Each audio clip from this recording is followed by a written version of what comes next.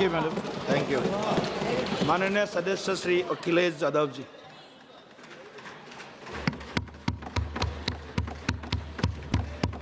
माननीय सभापति जी,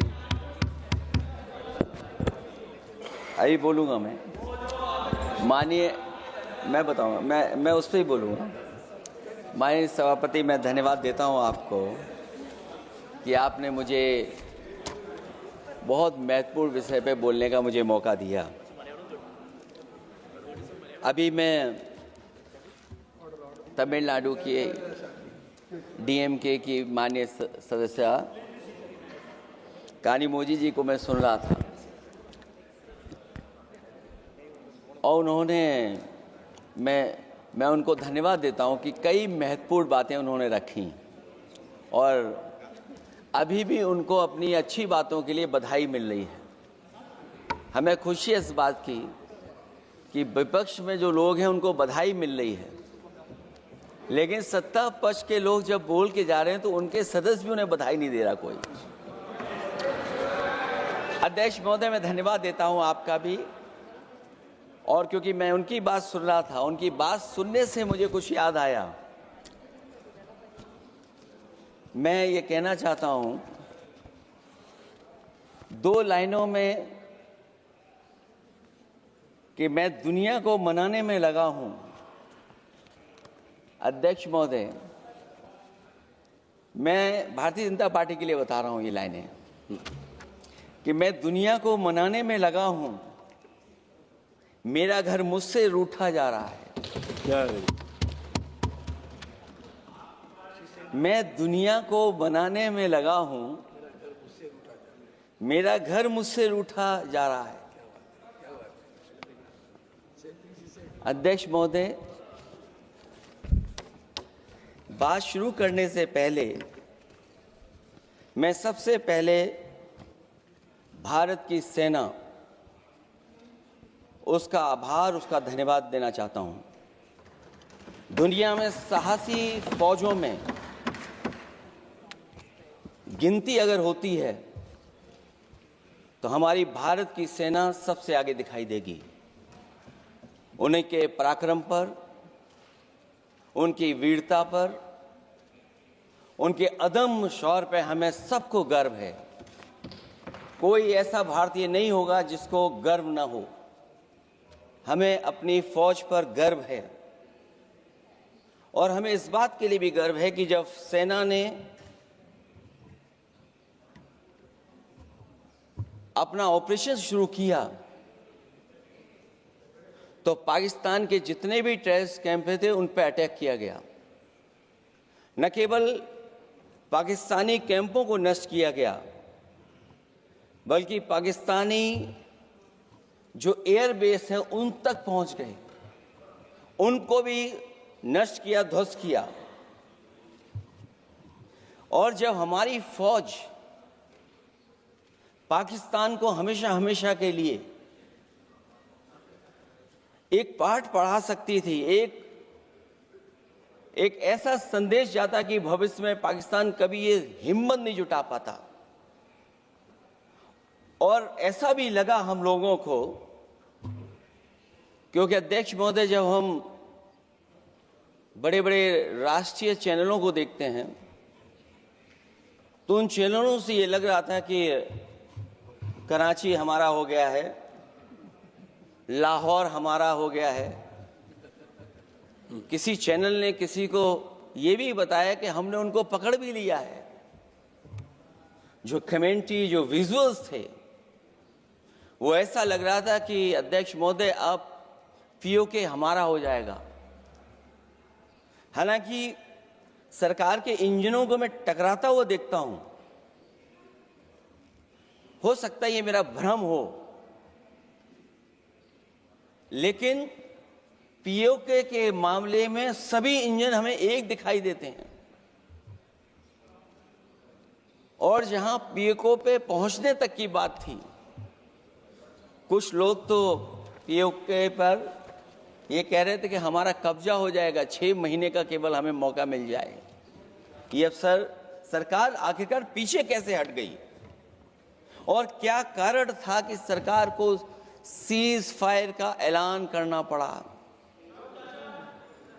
अध्यक्ष महोदय, हमें उम्मीद थी कि सरकार सीज फायर करेगी, सरकार ऐलान करेगी, लेकिन इनकी मित्रता बहुत है, बहुत गहरी मित्रता है, और उसका परिणाम यह है कि इन्होंने अपने मित्र से ही कहा कि आप ही सीज फायर अनाउंस कर दीजिए, हमारी कोई जरूरत नहीं है, हम सीज फायर आपसे ही स्वीकार कर लेंगे। आखिरकार किस दबाव में ये सरकार स्वीकार कर रही है? वैसे तो अध्यक्ष महोदय, आज जिस विषय पर बोलने के लिए मैं खड़ा हुआ हूं, दरअसल वो विषय होना ही नहीं चाहिए था। ये दुर्भाग्यपूर्ण है कि आजादी के इतने साल बाद भी ऐसे मुद्दे बने हुए हैं। ये बात अध्यक्ष महोदय पक्ष विपक्ष की नहीं है, देश की सुरक्षा की है, जनता के जीवन और रक्षा की है। हम सब मिलकर के कोई ऐसी नीति रणनीति बनाते क्यों नहीं है जिससे सीमाएं हमेशा हमेशा शांत रहें। लेकिन पहलगांव की घटना ने साबित कर दिया है कि लापरवाही देशवासियों की जान ले सकती है। और अभी जब मैं सुन रहा था और बहुत ही उत्तेजित भाषा में जब जवाब मिल रहा था, उत्तेजित भाषा इसीलिए बोल रहे हैं कि जनता सम्मोहित हो जाए, जनता स्वीकार करने लगे। लेकिन सच्चाई ये नहीं है। आप कितना भी उत्तेजित बोलें, देश की जनता समझ रही है। ये सही है कि जनता के इमोशंस का लाभ आप उठा रहे हैं शासन करने के लिए। जनता का इमोशन का लाभ उठाती है सरकार। मुझे याद है कि जिस दिन पहलगांव हमला हुआ, उस दिन वहां का हर पर्यटक पूछ रहा था, जो पर्यटक पूछ रहे थे कि खतरों के बीच मेरी रक्षा करने वाला कोई वहां क्यों नहीं था। आखिरकार ये सबके मन में सवाल यही है कि जिस समय घटना हुई, आखिरकार उन्हें बचाने वाला कोई क्यों नहीं था। और जो सरकार ये दावा करती है, 370 के बाद ये कहा सरकार ने कि भविष्य में कोई आतंकवादी घटना नहीं होगी, वहां टूरिज्म बढ़ेगा। जितने लोग वहां गए वो सरकार के भरोसे पे गए थे, वो सरकार के आश्वासन पे गए थे। और आखिरकार सिक्योरिटी लैब्स की जिम्मेदारी कौन लेगा? अध्यक्ष महोदय, सबसे बड़ा सवाल यही है कि सिक्योरिटी लैब्स का रिस्पॉन्सिबल कौन होगा, वो जिम्मेदारी कौन लेगा? और ये जो पहलगांव की घटना हमारे इंटेलिजेंस फेलियर की वजह से है। उन्हें मैदान को खुला छोड़ दिया। वो सरकार जानती होगी कि कितना समय लगा होगा फोर्सेस को आने में। आखिरकार वो जिम्मेदारी किसकी है? और फिर सरकार को ये जरूर बताना चाहिए कि सरकार क्या क्या कदम उठा रही है कि भविष्य में ऐसी घटना ना हो। क्योंकि पहलगांव से पहले पुलवामा भी हुई, और पुलवामा में भी यही बात रखी गई थी कि इंटेलिजेंस फेलियर है। उस समय भी किसकी जिम्मेदारी थी इंटेलिजेंस फेलियर की? किसी को नहीं पता। और अगर इंटेलिजेंस फेलियर पहले था तो पहलगांव में भी वही इंटेलिजेंस फेलियर हम लोगों को और पूरी देश की जनता जानती है। आखिरकार जिम्मेदारी किसकी बनती है? जो लोग बड़ी बड़ी बातें कर करके चले गए, कम से कम देश के सामने एक सबसे महत्वपूर्ण सवाल, उसका जवाब सरकार की तरफ से आना चाहिए क्योंकि हमारी सीमा पर जो सुरक्षा है, जो रक्षा करने वाले हमारे सेना के लोग हैं, वो हमारी सीमाएं सुरक्षित रखते हैं। लेकिन हमारे भारत का क्षेत्रफल क्या है, और सरकार को कम से कम ये जानकारी देनी चाहिए सदन को, देश की जनता को, कि जिस समय सरकार में ये भारतीय जनता पार्टी आई है और आज जब हम सदन में चर्चा कर रहे हैं, तो हमारे भारत का क्षेत्रफल क्या है, कम से कम क्षेत्रफल पता होना चाहिए। क्योंकि जब हम सवाल पूछते हैं, और जो सवाल पर्यटक पूछ रहे थे कि कुछ ऐसे लोगों को सरकार की ओर से चारों तरफ से चाक चौबंद सुरक्षा घेरा क्यों दिया जाता है, वो जो बाद में ठग साबित होते हैं, जो हमारी रक्षा क्यों नहीं की गई। पहलगाम के दूसरे दिन की जिस तरह की राजनीतिक कार्टून, क्योंकि जिस तरह का लाभ लेना चाहते हैं भारतीय जनता पार्टी के लोग, हम सब ने देखा कि पहलगाम के दूसरे दिन ही जिस तरह का राजनीतिक कार्टून भाजपा के ऑफिशियल हैंडल से पब्लिश किया गया और हमारे द्वारा घोर आपत्ति किए जाने पर हटाया गया, उसने साबित कर दिया कि भाजपा के लोग भी जानते हैं कि दुख की इस घड़ी में उन्होंने देश की भावनाओं के साथ बेहद शर्मनाक खिलवाड़ किया है। भाजपा बताए कि ऐसे संवेदनहीन लोगों के खिलाफ उन्होंने क्या कार्रवाई की है। ये अति गंभीर प्रश्न है कि जिन्होंने अपनों को खोया है, उन पर दबाव डाल करके बयान भले बदलवा दिए जाएं, लेकिन भाजपा याद रखें, बयान बदलवाने से सच नहीं बदल जाता है। पहलगांव के शहीद सैनिक की पत्नी द्वारा देश हित में शांति और सौहार्द की अपील करने पर उनसे जिस तरह का दुर्व्यवहार और उपशब्द कहे गए, उससे हर महिला और सच्चा देश प्रेमी बहुत दुखी है, आहत और शर्मिंदा हुआ है। ये सब जानते हैं कि किन लोगों की हरकत थी। इस संदर्भ में और परिप्रेक्ष्य में हमने महिला आयोग को पुरजोर अपील की थी कि वो नारी की गरिमा के विरुद्ध गलत बयानी करने वालों के खिलाफ केवल शाब्दिक औपचारिकताएं न निभाएं और बल्कि सही से कार्रवाई करें, लेकिन उस पर भी कुछ नहीं किया सरकार ने। पहलगाम की पीड़ित महिलाओं के बारे में कहे गए बयान के लिए निंदनीय शब्द से निंदनीय शब्द तक को आपत्ति होगी। नारी वंदन की जगह नारी का अपमान, निंदा और हर संभव शोषण उत्पीड़न करना ही भाजपा का असली चेहरा है, जो बेहद शर्मनाक है। पहलगाम में हुए आतंकवादी हमले के जवाब में एलजी साहब ने कहा कि वो इंटेलिजेंस फेलियर है, लेकिन यह नहीं बताया कि फेलियर क्यों हुआ है। अध्यक्ष महोदय, मैं उम्मीद करता हूं कि सरकार का ये जवाब जरूर आए कि फेलियर क्यों हुआ है।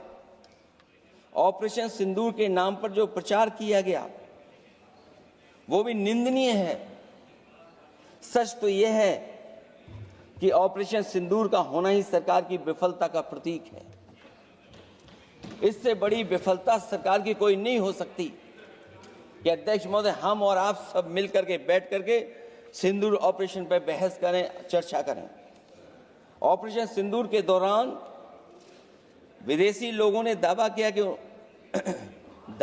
कि उन्होंने उसे रुकवाया है। ये बात कई बार माननीय सदस्यों की तरफ से आई है कि आखिरकार किसने रुकवाया। हमसे हमारी संप्रभुता खंडित हुई है। संप्रभुता ही स्वतंत्रता की सुनिश्चित करती है। इधर आज़ादी के अमृतकाल का ढिंढोरा पीटा जा रहा है, उधर हमारी इंटीग्रिटी को चुनौती दी जा रही है। देश की विदेश नीति पूरी तरह फेल है।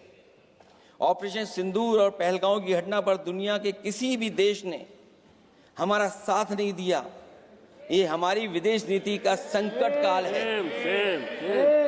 हमारे पड़ोसी देश या तो अतिक्रमण कर रहे हैं या हमारे साथ नहीं खड़े हैं।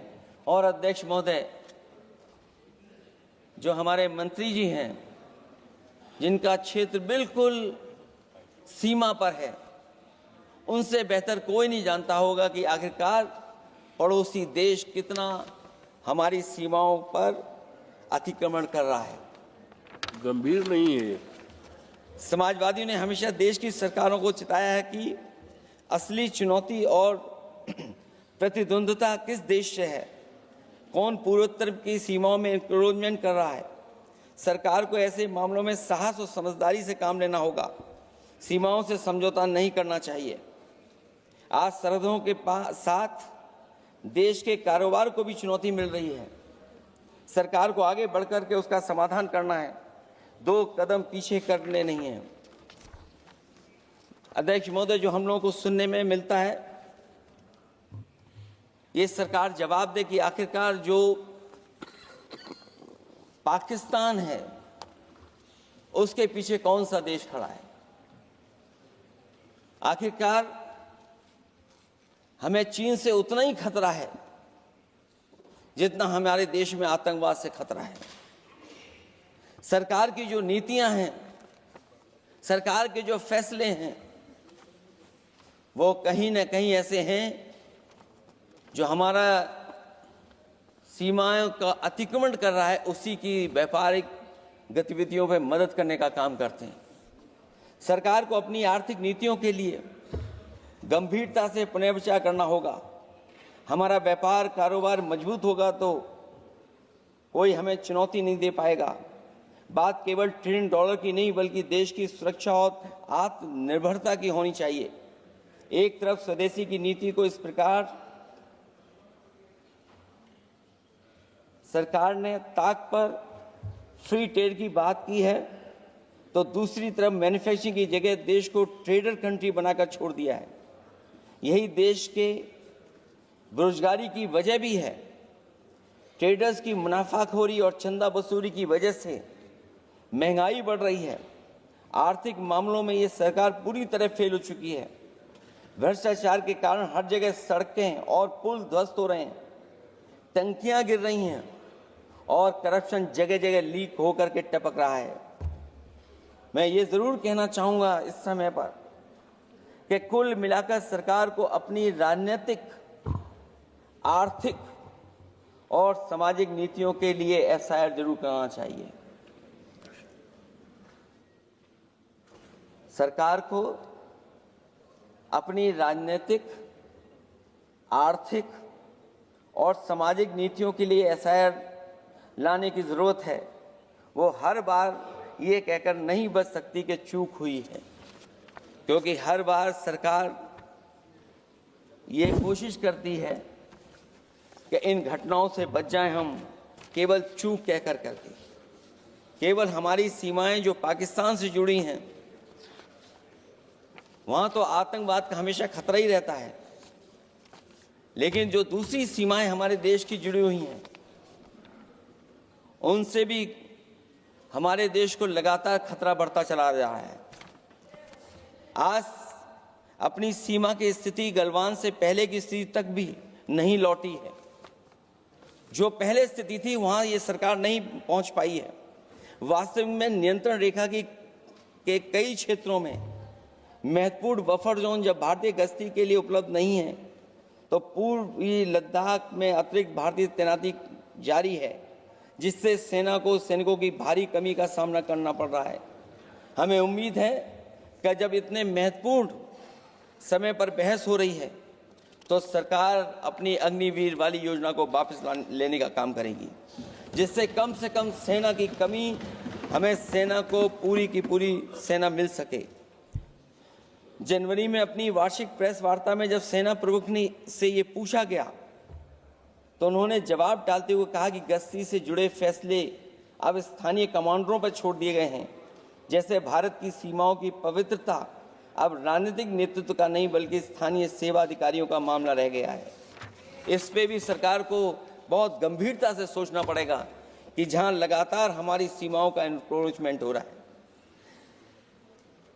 चीन ने भारतीय वाहन निर्माताओं के लिए आवश्यक दुर्लभ खनिजों की आपूर्ति रोक दी है। सुना है कि बुलेट ट्रेन प्रोजेक्ट के लिए सुरंग खोदने वाली मशीनें, डीएपी जैसे उर्वरक और यहां तक कि कई बड़ी कंपनियों की रणनीति के तहत उनकी सप्लाई रोकने का काम किया है। जहां हम एक तरफ आत्मनिर्भर का नारा दे रहे हैं, वहीं हम किस पर निर्भर होते चले जा रहे हैं, ये भी विचार करने का सवाल है। सुनने में आ रहा है कि कुछ महीनों के बाद सरकार बीजिंग में मंत्री अधिकारी सब मिलकर के कोई बहुत बड़ी मीटिंग होने जा रही है। कहीं ऐसा तो नहीं है जो कूटनीतिक भागदौड़ चल रही है, कहीं कोई हमारी कमजोरी तो नहीं उजागर कर रही है।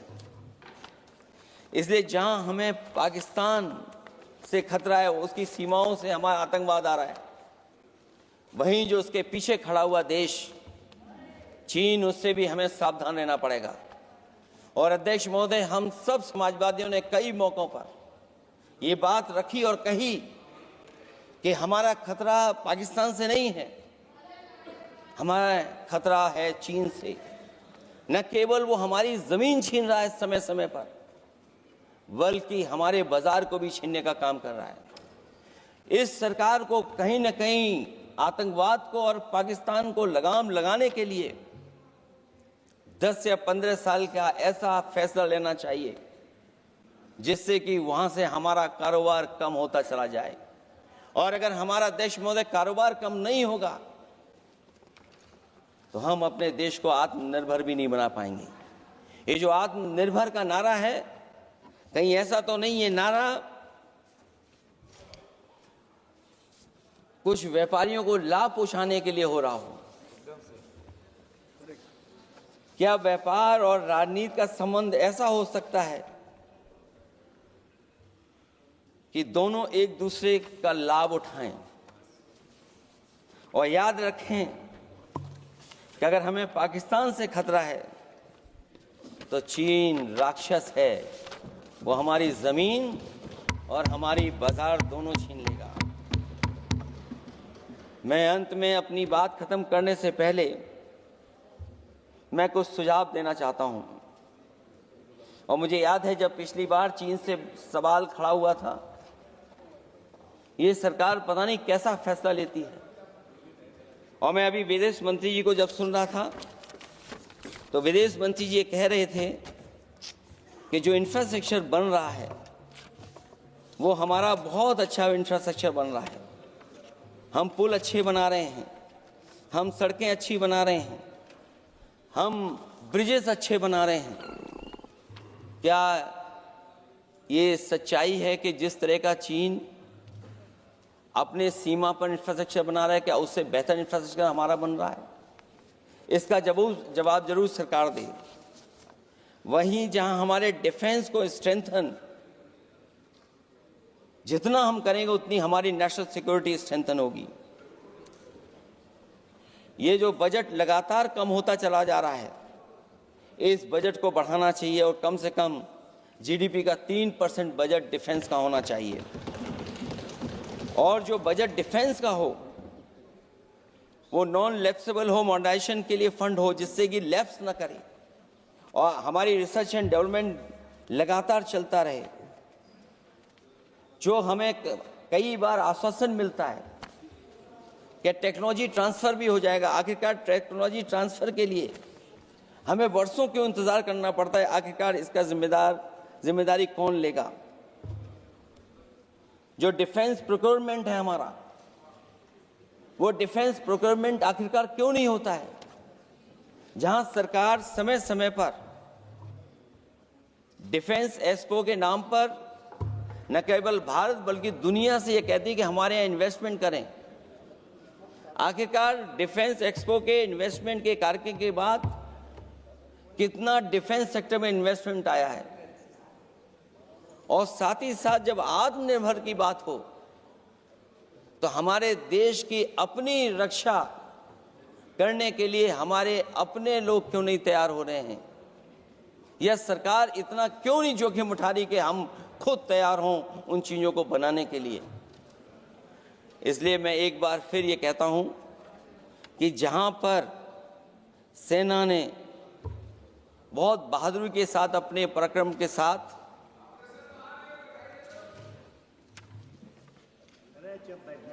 पराक्रम, वीरता और अदम्य शौर्य की जो उन्होंने परिचय दिया, उसके लिए फौज को मैं बधाई देता हूं।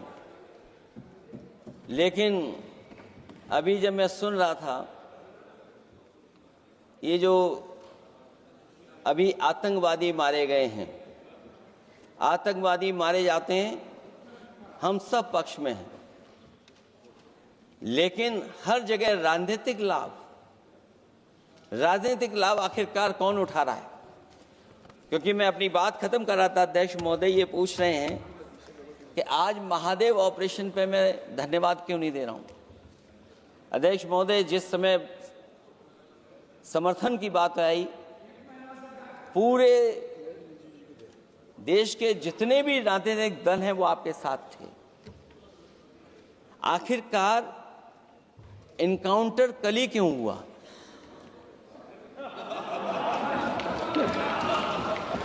और अध्यक्ष महोदय,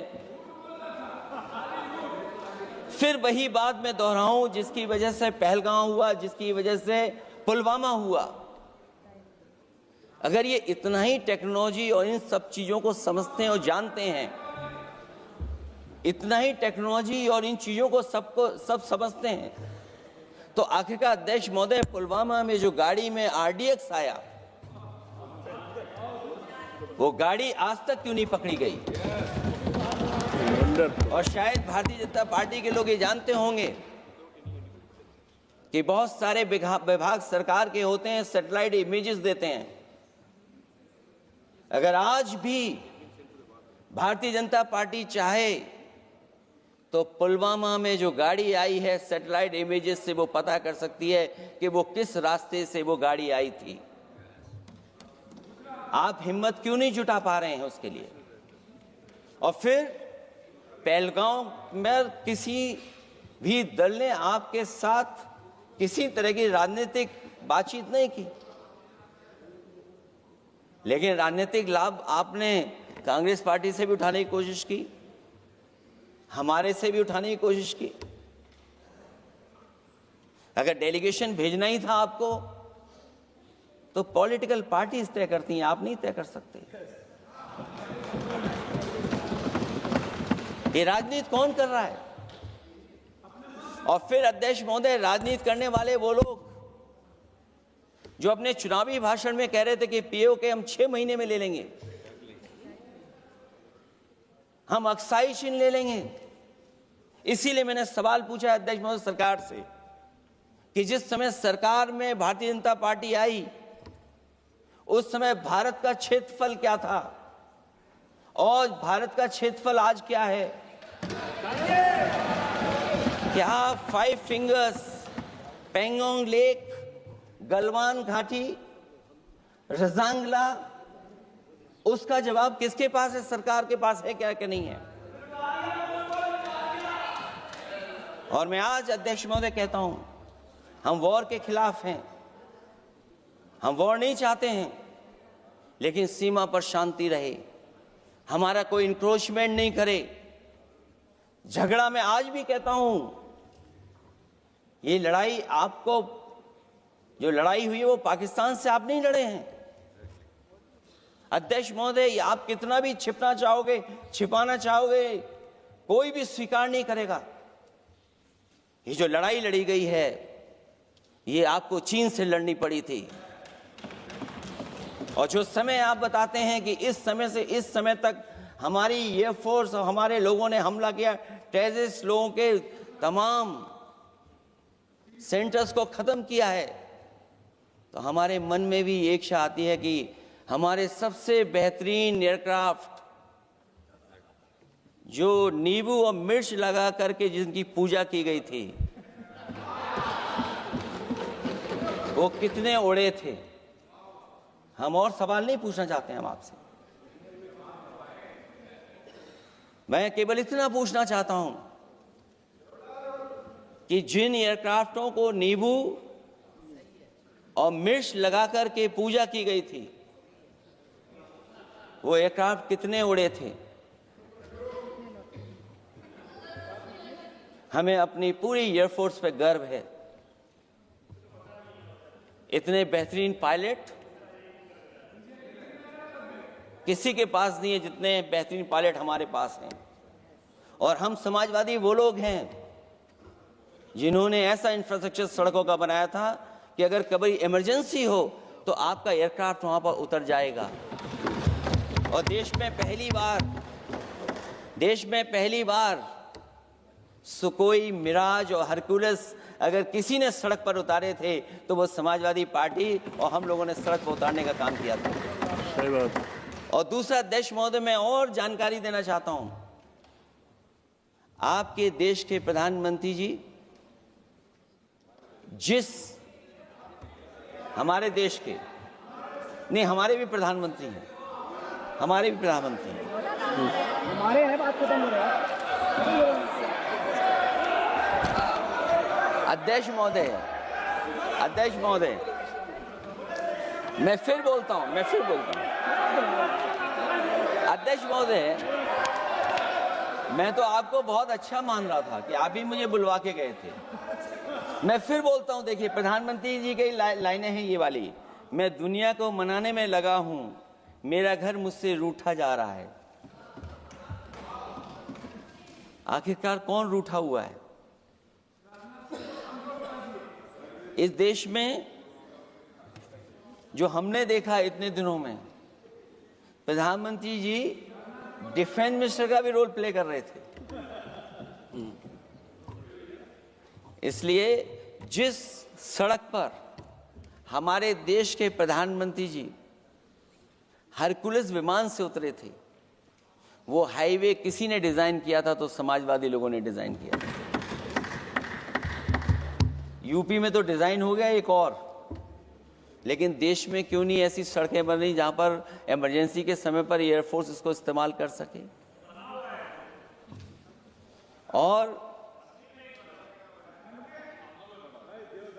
और बनाइए, मैं तो कहूंगा कि और बनाइए, मैं तो कह रहा हूं। और जिस तरीके से हमारी सेना ने जो मुकाबला किया है, सीज फायर के बाद भी ड्रोन आ रहे थे, ये भी सरकार को स्वीकार करना पड़ेगा।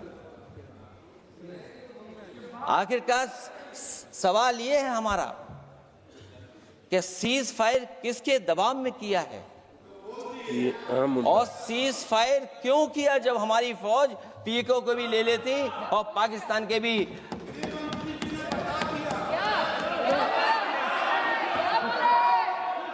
अध्यक्ष महोदय, सीज फायर आपके मंत्री जी ने नहीं किया, सीज फायर आपके मंत्री जी की तरफ से नहीं आया, क्योंकि हमारे मंत्री जी वो सोशल मीडिया को देखते नहीं हैं। सबसे पहले सोशल मीडिया पे बात आई थी, आपको 1 घंटे बाद किसी ने पढ़ के बताया होगा। इसलिए अध्यक्ष महोदय, मैं केवल इतना कहना चाहता हूं अपनी बात खत्म करते हुए, आखिरकार इंटेलिजेंस फेलियर की जिम्मेदारी किसकी है? हमारे भारत का क्षेत्रफल कितना 2014 में था और आज क्षेत्रफल क्या है? और लगातार इनकी सरकार में आतंकवादी घटनाएं क्यों हो रही हैं? और हमारे देश को खतरा पाकिस्तान से तो है ही है,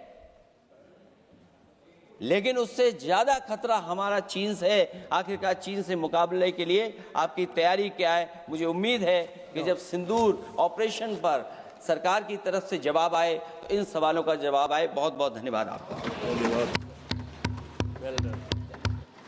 छोटा सा क्लैरिफिकेशन, अखिलेश जी ने बोला, मैं उसका भाषण पे नहीं जा रहा हूँ, एक करेक्शन करना बहुत ज़रूरी है, नहीं तो वो रिकॉर्ड में चले जाएंगे फिर बाद में सही नहीं होगा। इन्होंने अपना बात रखते समय कहा कि जिस प्रदेश से मैं आता हूं वहां कितने अंदर चीन घुस करके कब्जा करके बैठे हैं, तो मैं रिकॉर्ड बहुत साफ करना चाहता हूं। 1962 में जब चीन आक्रमण हुआ 10 अक्टूबर को, मेरे गांव से होते हुए 1 महीने 10 दिन असम के मिसामारी तक पहुंचे चीन के आर्मी। फिर वहां 21 नवंबर को सीज फायर करके वो पूरे के पूरे वापस विड्रॉ करके चले गए। जो जगह चीन ऑक्युपाई करके रखा है असाफिला साइट में लोंजू, वो 1959 में जब हमारा वहाँ असम राइफल का कैंप था 1959 में कैप्चर किया, और उसके अतिरिक्त थोड़ा सा और एक्स्ट्रा जो लिया वो 1962 में कंप्लीट विड्रॉल नहीं। उसके बाद 1962 के बाद वहाँ मैकमोहन लाइन जमीनी पे रेखा नहीं, इसको LAC कहा जाता है, line of actual control. 1 inch, कई सरकार आए हैं 1962 के बाद अरुणाचल प्रदेश में 1 इंच चाइना ने एक्स्ट्रा ना अंदर घुसा है ना जमीन लिया है।